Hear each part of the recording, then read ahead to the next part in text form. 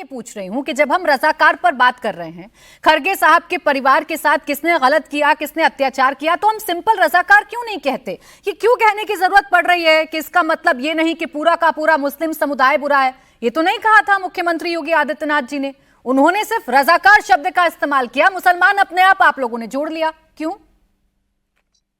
इसलिए जोड़ा कि एमआईएम जो है, जो बीजेपी के छोटे भाईजान है, वो यहाँ पर बैठते महाराष्ट्र में, रोज मैं आपके शो में आ रहा हूं, पोलराइज कर रहे, तो ये छोटा भाईजान जो पेजर जैसा वाइब्रेट होते हैं, और ये बड़े जो बड़े इनको संरक्षण देते हैं भारतीय जनता पार्टी, इनका जो संबंध है, एक सिक्के के दो पहलू है। अगर भाजपा हेड है तो एमआईएम टेल्स है, वो सर की दुम एमआईएम है, और जैसा भाजपा हिलाती है वैसे वो हिलते हैं, पेजर की तरह वाइब्रेट करते हैं एमआईएम वाले। इसलिए एमआईएम को एक्सपोज करना जरूरी है। देखिए, यहाँ एआईएमआईएम का कोई मुद्दा नहीं था, ना तो मुख्यमंत्री योगी आदित्यनाथ ने एआईएमआईएम का जिक्र किया, ना प्रियंक खरगे साहब ने एआईएमआईएम का जिक्र किया, और ना ही खरगे साहब ने एआईएमआईएम का जिक्र किया था।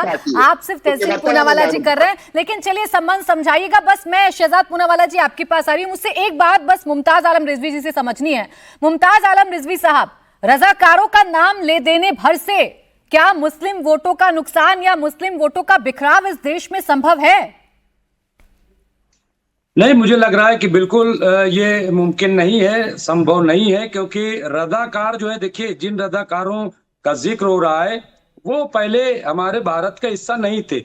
हम सब जानते हैं कि रजाकार जो है, वो जो निजाम हैदराबाद थे, उनकी एक फौज थी, उनके रजाकार थे। रजाकार के वैसे मानिए सामाजिक कारकुन के, लेकिन वो फौज के तौर पर थे, और उस वक्त हमारा भारत जो है वो अभिन्न अंग जो है उसका नहीं था।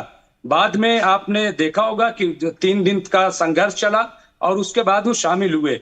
लेकिन इसके साथ साथ ये भी नहीं भूलना चाहिए कि निजाम हैदराबाद जो उन्होंने 5,000 किलो सोना भी दिया था जब मुश्किल दौर था हमारे सामने, जब चीन से हमारा युद्ध हो रहा था। तो ये तमाम चीजें हैं। लेकिन मुझे प्राची जी ये नहीं समझ में आता कि योगी जी को इतने पुराने रजाकार याद आ गए, लेकिन जो अभी के सजाकार हैं भाजपा के लोग, वो याद नहीं आ रहे हैं। वो याद नहीं आ रहे हैं जो मणिपुर में हो रहा है, जिस तरह से काटा जा रहा है। वो याद नहीं आ रहे हैं जो बाबरी मस्जिद को जिन्होंने शहीद किया, इतिहास को भूल जाना, ये कौन सी किताब में लिखा है? और जब खरगे साहब की बात हो रही है, खरगे साहब के परिवार की बात हो रही है, उनके संघर्षों की बात हो रही है, तो सिर्फ यही तो बताया ना मुख्यमंत्री ने एक परफेक्ट एग्जाम्पल देकर कि रजाकारों ने जुल्म किया, और रजाकारों का नाम कांग्रेस नहीं लेती है। अब ये शहजाद पूनावाला जी, आपने क्लियर किया मुमताज जी, अब इसलिए शहजाद पूनावाला जी आपके पास आ रही हूं। ये रजाकारों से कौन सा वोट बैंक जुड़ता है हमारे देश में कि उनका नाम लेने भर से वोट बैंक चिटक जाएगा कांग्रेस का? देखिए प्राची जी, मैंने दोनों महानुभावों की बात बहुत धैर्य से सुनी, किसी को इंटरप्ट नहीं किया। मुमताज जी की बुरी आदत है, वो बहुत इंटरप्ट भी करते हैं, तो मुझे उम्मीद है कि अभी वो मेरी बात सुनेंगे। मतलब अभी और पूरी बात सुनने के बाद पहले इल्जाम लगा दिए। ये तो आदत है भाजपा की, ये बड़ी खराब आदत है, क्योंकि आपकी हरकतों से वाकिफ है ना। नहीं, कहाँ वाकिफ है आप मुमताज जी? अच्छा सर, मैं इस डिबेट को शहजाद पूनावाला वर्सेस मुमताज आलम रिजवी नहीं बनाना चाह रही हूँ। मैं रजाकारों पर बात करना चाह रही हूँ, मैं आज के मुद्दों पर बात करना चाह रही हूँ। तो मुमताज जी, आपसे मेरी रिक्वेस्ट है सर, मैं रिक्वेस्ट कर सकती हूँ कि आप शांत रहिएगा, फिर अपनी बात रखिएगा, पूरा काउंटर करने का मौका दूंगी, अदरवाइज मुझे आवाज कम करानी पड़ेगी। अब बोलिए शहजाद जी, कोई इंटरप्ट नहीं कर रहा, आप बोलिए। देखिए प्राची जी, बॉम्ब देखकर पता चल ही जाता है बॉम्ब फटेगा, तो कुछ लोगों की हरकतें ऐसी होती है, तो हमको पता है ना पहले से। एनीवेज मैं पॉइंट पे मान हो गया, बम हो गए, हुई ऑफ रजाकार, अब फटने वाले हो गए। प्राची जी जरा मना तो कीजिए भाई, अब भाई बम हो गया। मुमताज जी, आप क्यों अपने पर पर्सनल लेकर जा रहे हैं? प्राची जी, आप जब बोलेंगे तब मैं बोलूंगा, टिप्पणी ना करें। आप क्यों लेकर जा रहे हैं इसे? पर्सनल टिप्पणी क्यों बना रहे हैं इसको? प्राची जी प्लीज, इस प्रकार से 5 मिनट हर बार मेरी डिबेट से मेरे समय के कट जाते हैं। बोलिए, अब सिर्फ शहजाद जी की आवाज है, बोलिए शहजाद पूनावाला जी।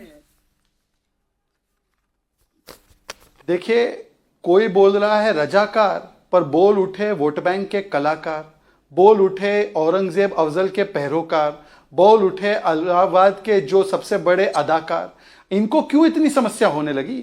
आज मैं ये बात नहीं कह रहा हूं, देखिए जो मूल पॉइंट योगी आदित्यनाथ जी ने कहा कि वोट बैंक की नीति में डूबते डूबते आज खड़गे जी के परिवार के साथ जिसने सबसे बड़ा अन्याय किया उस पर नहीं बोल पाते। ये बात मैं नहीं कह रहा हूं, ये लेफ्ट पे नेता पिनरई विजयन कह रहे हैं कि कांग्रेस पार्टी आज जमाते इस्लामी के साथ हो गई है, ये वोट बैंक में लीन हो गई है कांग्रेस पार्टी कि जो इसको बटेंगे तो कटेंगे सांप्रदायिक लगता है। जब 10% मुस्लिम आरक्षण वाला फतवा जारी होता है उसकी खिलाफत नहीं करती, सुप्रिया सुले स्वागत करती है। जब झारखंड में जमीयत उलेमा हिंद बोलता है ईमान के आधार पर वोट दो, तो संविधान वाले लोग जो है उसका नकारने का काम नहीं करते। आज all India Muslim personal law board, जिसको तहसीन पूनावाला ने ना जाने कितनी बातें बोली है कि ये शरिया को संविधान पे रखते हैं, ये 3 तलाक के खिलाफ है, आज उनका फतवा आता है तो एमवीए के समाजवादी पार्टी के लोग उसको सहज स्वीकारते हैं, कोई रिजेक्ट नहीं करता।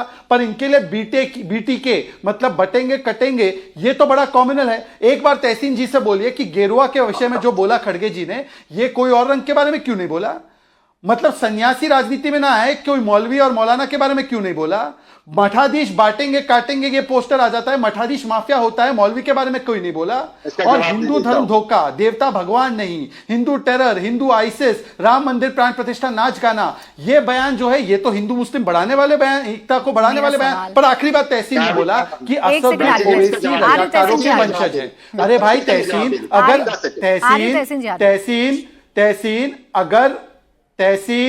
तहसीन अगर ओवैसी रजाकारों के वंशज है तो 2004 से 14 के बीच में आपने उनका समर्थन क्यों लिया यूपीए में? और दूसरी बात मैं पूछना चाहता हूं, अभी हुबली दंगों में उनके केसेस वापस क्यों लिए? इसका मतलब साफ है कि हम एकता की बात करें, हिंदू एकता की बात करें, आप एकता की बात कर रहे हैं, आप बटेंगे तो कटेंगे की बात कर रहे हैं।